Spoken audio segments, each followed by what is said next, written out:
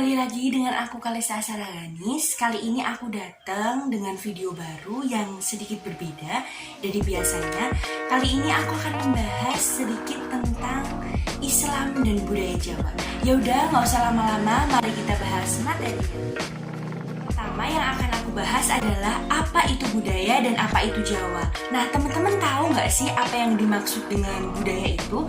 Dikutip dari buku Islam dan Budaya Jawa karya Dr. Andes Abdullah Faisal M.Hum dan Dr. Syamsul Bakri M.A.T, bahwa budaya adalah suatu gaya hidup atau budaya yang dimiliki oleh sebuah kelompok yang diwariskan secara generasi ke generasi atau turun-temurun.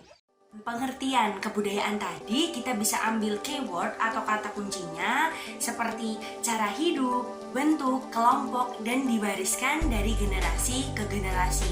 Salah satu contoh dari kebudayaan sendiri adalah bahasa dan arsitektur. Di bahasa sendiri seperti bahasa Jawa yang kita gunakan sehari-hari ini merupakan bahasa yang diturunkan turun-temurun. Jadi yang bisa kita garis bawahi, produk kebudayaan salah satunya adalah bahasa itu sendiri. Kemudian dilihat dari segi arsitektur, kita bisa melihat rumah joglo yang ada di Jawa. Rumah ini pasti memiliki tempat dan fungsi yang sama di setiap ruangannya. Ini merupakan contoh dari produk kebudayaan. Selanjutnya yang akan aku bahas adalah komponen kebudayaan. Komponen kebudayaan sendiri dibagi menjadi dua, yaitu yang bersifat materi dan yang bersifat non-materi. Dan yang bersifat materi ini adalah yang bisa kita lihat, kita raba, kita rasakan kehadirannya, dan bersifat arkeologis. Contohnya candi, masjid, rumah, piring, mangkuk kuno, dan lain sebagainya. Sedangkan yang bersifat non-materi adalah yang tidak bisa kita raba, tidak bisa kita lihat, dan tidak bisa kita rasakan kehadirannya. Contohnya nih ya, cerita dongeng, cerita rakyat, ataupun pemikiran-pemikiran tentang nilai-nilai dan norma-norma yang ada di daerah kita. J.J. Honingman sendiri membagi kebudayaan menjadi tiga, yaitu gagasan, aktivitas, dan artefak. Yang pertama, gagasan sendiri ini cenderung ke sifat yang non-materi. Gimana sih contohnya cenderung ke sifat non-materi itu?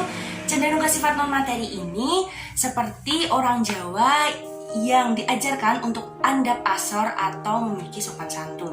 Selanjutnya aktivitas. Aktivitas sendiri ini cenderung manusia dalam melakukan interaksinya. Contohnya saat melakukan kerja bakti atau bakti sosial. Selanjutnya adalah artefak. Artefak ini cenderung ke sifat yang materi. Seperti tadi sudah saya sebutkan, contohnya candi, rumah, maupun masjid. Selanjutnya yang akan kita bahas adalah apa itu Jawa, siapa itu Jawa, atau siapa sih orang yang disebut dengan Jawa. Definisinya secara geografis adalah yang disebut Jawa itu sebetulnya orang yang berada di daerah Jawa Tengah, Jawa Timur, dan daerah istimewa Yogyakarta yang masih melestarikan nilai-nilai luhur yang ada di Jawa. Selanjutnya, bagaimana sih ciri-ciri orang Jawa atau bagaimana sih filosofi orang Jawa itu? Dari buku Islam dan Budaya Jawa karya Dr. Andes Abdullah Faisal M.Hum dan Dr. Syamsul Bakri M.A.T, terdapat 7 ciri-ciri orang Jawa. Yang pertama adalah wong Jawa kuwi ngajeni wong tuwa. Yang kedua, gotong royong. Yang ketiga, trimo ing pandum. Yang keempat, sepi ing pamrih, rame ing gawe. Yang kelima, ojo gumunan, ojo kagetan. Yang keenam, ojo adigang, adigung, adiguno. Yang ketujuh, ngeluruk tanpa bolo, menang tanpa ngasurake, sekti tanpa aji, sugih tanpa bondo. Itu tadi ciri-ciri orang Jawa dan yang bisa kita lihat di samping pengertiannya. Selanjutnya yang akan kita bahas adalah hubungan Islam dan budaya. Hubungan Islam dan budaya sendiri bisa dikatakan sebagai hubungan yang simbiosis. Karena apa? Agama sendiri memerlukan alat ataupun metode untuk menyampaikan kepada masyarakat agar agama itu bisa dicerna oleh masyarakat dan dipahami oleh masyarakat, mudah dipahami oleh masyarakat. Dan alat ataupun metodenya ini merupakan kebudayaan itu sendiri. Jadi agama tidak bisa terlepas dari kebudayaan, dan kebudayaan sendiri tidak bisa terlepas dari agama. Yang akan kita bahas adalah kaitan nilai Jawa dan Islam pada aspek ritual.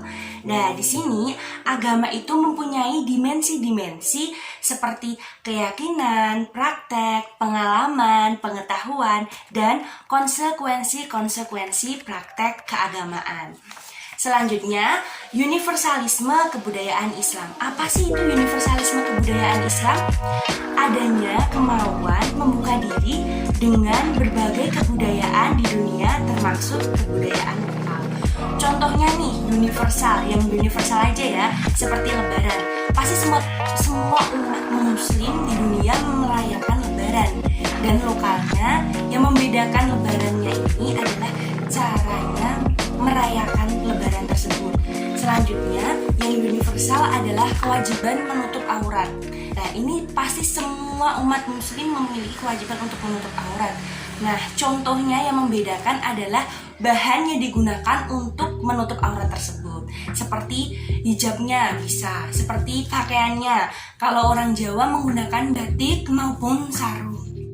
Adalah pribumisasi Islam. Nah, pribumisasi Islam ini merupakan sebuah konsep kekinian yang digagas oleh Kiai Haji Abdurrahman Wahid atau yang sering kita kenal dengan nama Gus Dur pada tahun 1980-an. Konsep pribumisasi Islam sendiri mengakomodasi ajaran Islam yang bersifat normatif dan berasal dari Tuhan dengan kebudayaan yang berasal dari manusia tanpa kehilangan identitas dari masing-masing. Selanjutnya, pembagian Jawa menjadi 3 menurut Clifford Geertz dalam bukunya yang berjudul The Religion of Java. Di sini Clifford Geertz membagi menjadi 3 golongan, yaitu santri, priayi, dan abangan. Pengertian santri sendiri menurut Clifford Geertz adalah orang yang selalu ketat dalam mengamalkan ajaran Islam. Kemudian, pengertian priayi menurut Clifford Geertz adalah orang-orang yang kemudian mempunyai kedudukan dan pengaruh penting di masyarakat. Yang terakhir, pengertian abangan menurut Clifford Geertz adalah merupakan orang yang beragama Islam tetapi tidak menjalankan ajaran Islam dengan ketat. Misalnya tidak puasa pada bulan Ramadan, tidak melakukan sholat, tidak melakukan zakat, dan cenderung animistik. Selanjutnya adalah dakwah Wali Songo. Nah, dalam buku Atlas Wali Songo karya Agus Sunyoto, di sini para wali memiliki metode dakwah yang sangat bijak atau memiliki langkah-langkah strategis dalam mengajak umat yang ada di Nusantara untuk memeluk agama Islam. Dan langkah-langkah strategis ini adalah seperti yang pertama adalah tajrid atau bertahap, dan yang kedua adalah adamul haraj atau tidak menyakiti. Nah, kejawen sendiri secara sosiokultural adalah merupakan subkultur dan bagian dari kebudayaan Jawa. Kebudayaan Jawa sendiri dalam pengertian yang lebih luas meliputi subkultur yang ada di tanah Jawa seperti budaya persisiran atau Pantura, Banyumasan, dan budaya Nagari Agung. Nah, Sufisme Jawa merupakan sebuah konsep keilmuan yang mencoba mempertemukan antara khazanah kepustakaan Jawa dan kepustakaan santri. Dan video Islam dan budaya Jawa ini aku buat untuk memenuhi ulangan tengah semester mata kuliah Islam dan budaya Jawa.